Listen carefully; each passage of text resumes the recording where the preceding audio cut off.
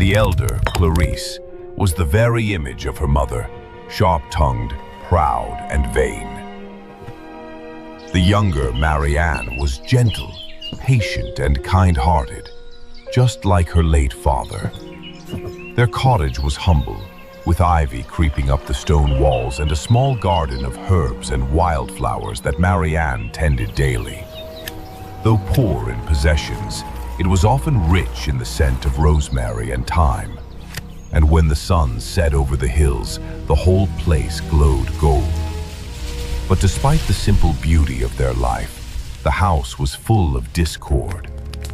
The widow loved her elder daughter dearly, too dearly, and could see no fault in her. Clarice was indulged in every way, praised for every word, excused for every cruelty. She dressed in ribbons and lace, even when there was barely enough bread on the table. Marianne, by contrast, wore plain dresses, mended at the hem and sleeves. She did all the work, fetching water from the distant well, washing clothes, cooking, cleaning, and tending the fire in winter. Her mother's voice was sharp whenever she spoke to her. Stop daydreaming, Marianne. You will never be anything but a servant if you keep your head in the clouds. But Marianne did not answer back. She had learned long ago that kindness was the only armor she could afford.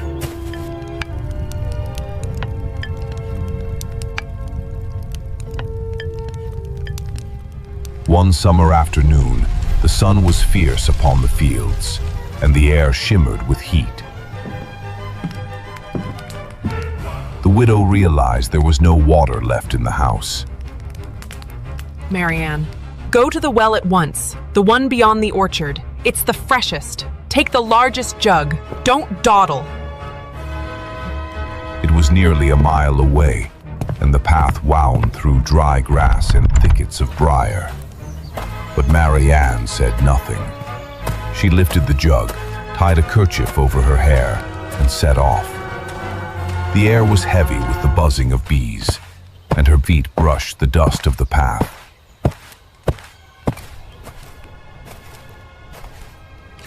By the time she reached the old stone well, her arms were trembling with fatigue. She lowered the bucket, filled her jug carefully, and sat on the edge to rest a moment. It was then she heard a faint voice. My dear child, might I trouble you for a drink of water?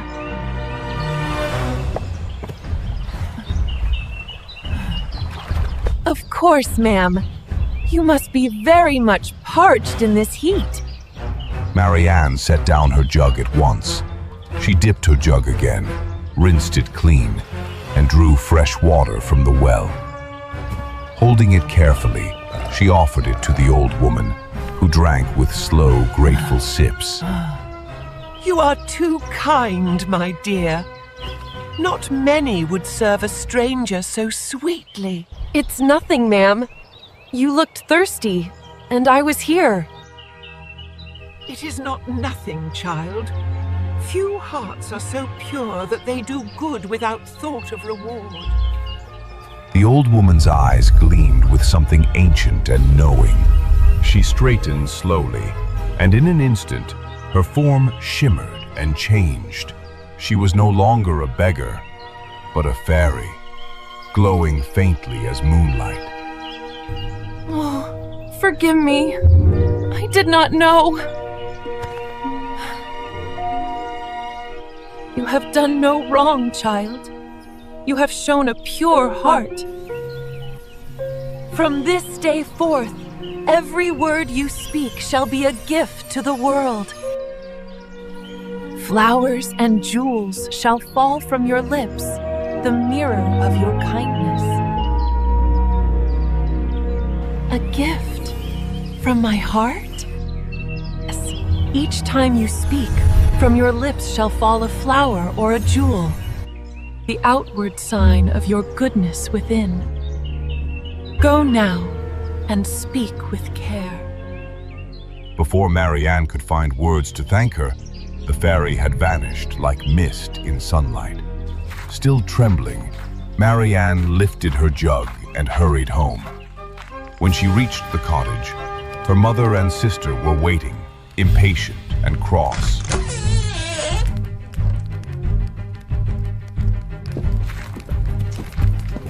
At last! Did you fall asleep at the well? Give me that water! Oh, sorry, Mother.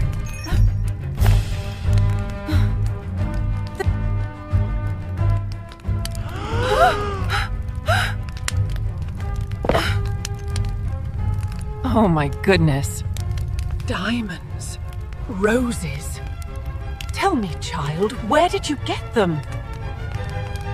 Marianne stammered, and as she spoke, more jewels, pearls, sapphires, and delicate blooms fell from her lips. The floor sparkled with them. Clarice gasped. Mother, she's bewitched. Bewitched? Nonsense. This is fortune smiling upon us.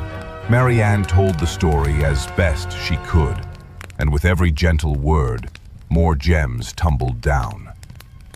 Her mother gathered them greedily in her apron, her mind racing with the riches they promised. When Marianne finished, her mother gripped Clarice's arm. You must go to that well at once. Do exactly as your sister did, and we shall be twice as rich. Clarice was not pleased by this idea. The thought of walking a mile in the sun and fetching water like a servant made her wrinkle her nose. But when she saw the pile of diamonds glittering on the table, she changed her mind. Very well, if it will make you happy. Be polite. Speak kindly to any old woman you meet. Clarice muttered to herself the whole way. The dust clung to her shoes, and the heat made her flush with irritation. When she reached the well, she bent to fill her jug. But before she could lift it, a figure appeared beside her. It was again the fairy, though this time she looked not like a beggar, but like a beautiful princess. Clarice stared at her, unimpressed. Good day, madame. Might I kindly have a sip of water? I have not come here to serve strangers. If you're thirsty, draw your own water. You would deny water to one who thirsts? I would deny it to anyone who thinks me a servant. I came here for my own business, not yours. Then you shall be rewarded according to your heart. Clarice blinked, startled, but shrugged. What nonsense! She muttered and began the long walk home.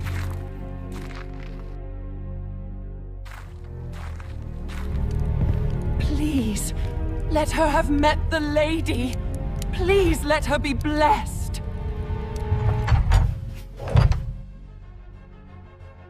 Well, my darling, did you meet her? What did she say? Some old fool asked me for water, but I sent her away. Before she could finish, a toad leapt from her mouth and landed on the floor. Then another, and another.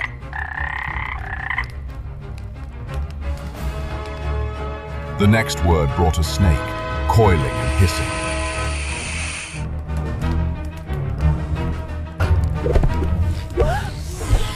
What is this? Stop it! Stop it at once! But Clarice could not. Each angry word brought another creature slithering from her lips. The room filled with croaking and hissing, until the widow fled into the yard, crying out in despair. Oh, why?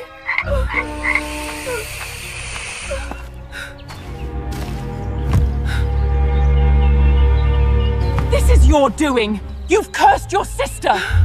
No, Mother, Get out! You have brought ruin on your sister and on me! Get out! Get out now! The sun had just begun to set when Marianne left the house. She walked toward the forest, her eyes wet with tears.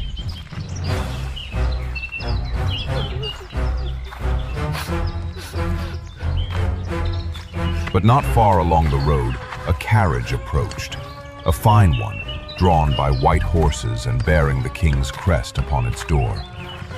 Inside sat the prince, returning from a hunt. When he saw the girl walking alone, he ordered the driver to stop. Young woman, are you in trouble? No trouble, my lord. Only sorrow. And as she spoke, pearls and lilies fell from her mouth. What miracle is this? He stepped down from the carriage and spoke with her. Her voice was soft as birdsong, and with every word she uttered, beauty itself seemed to take form around her. Petals on the breeze, jewels glinting in the light. The prince was utterly enchanted. Come with me. My father must meet the maiden whose words are jewels. Marianne hesitated, but something in his eyes, honest and gentle, made her trust him. She climbed into the carriage, and they rode to the royal palace.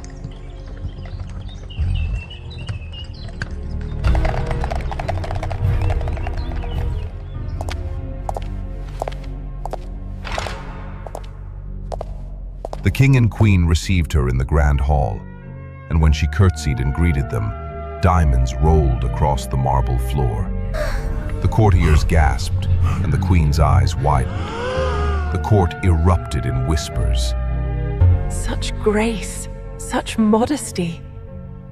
Surely heaven has blessed you. And what reward could be fitting for such virtue? If she will have me, father, let that be her reward. The king studied the girl for a long moment, then nodded. So be it. A woman whose words bear flowers will surely make the kingdom bloom. And so, Marianne became the prince's bride. Her wedding gown shimmered like moonlight, and wherever she spoke, blossoms scattered along her path. The people loved her for her kindness, her humility, and her radiant smile. Back in the village, things grew bleak. The widow, in her bitterness, found no comfort in her riches. The jewels she had gathered seemed dull and worthless now that her kind daughter was gone. What good are riches when joy itself has fled? As for Clarice, no one dared speak to her. The creatures that leapt from her mouth drove people away in fear and disgust. Even her mother, at last, could not bear it. You've brought shame and misery on us both. Leave this house and never return. Mother, please. Why? Why must I suffer so? Clarice fled into the woods, weeping and cursing. But every curse brought more toads and snakes. She wandered, friendless and unloved, until at last she vanished from the world. Some say she still haunts the forest paths, her words croaking from the mouths of frogs by the well. As for the widow, her greed turned to madness. My treasures, my beautiful treasures. She lived alone, surrounded by the fading remnants of her stolen jewels, until one cold winter night, she was found dead beside the hearth. Years passed. Under the gentle reign of the prince and his fairy-born bride, the kingdom flourished. The poor were fed, the fields were tended, and the air of kindness seemed to ripple from the palace outward. Whenever the queen spoke, her words brought light and joy, as if the magic of her gift had spread beyond jewels and flowers to touch the hearts of all who heard her. You've changed this land, my love. Not I alone. Kindness spreads like sunlight. It warms every heart it touches. Her children grew up in the same spirit, humble, generous, and wise. And though the fairy who had blessed her was never seen again, the queen often felt her presence in the quiet moments, like a faint perfume of roses on the air.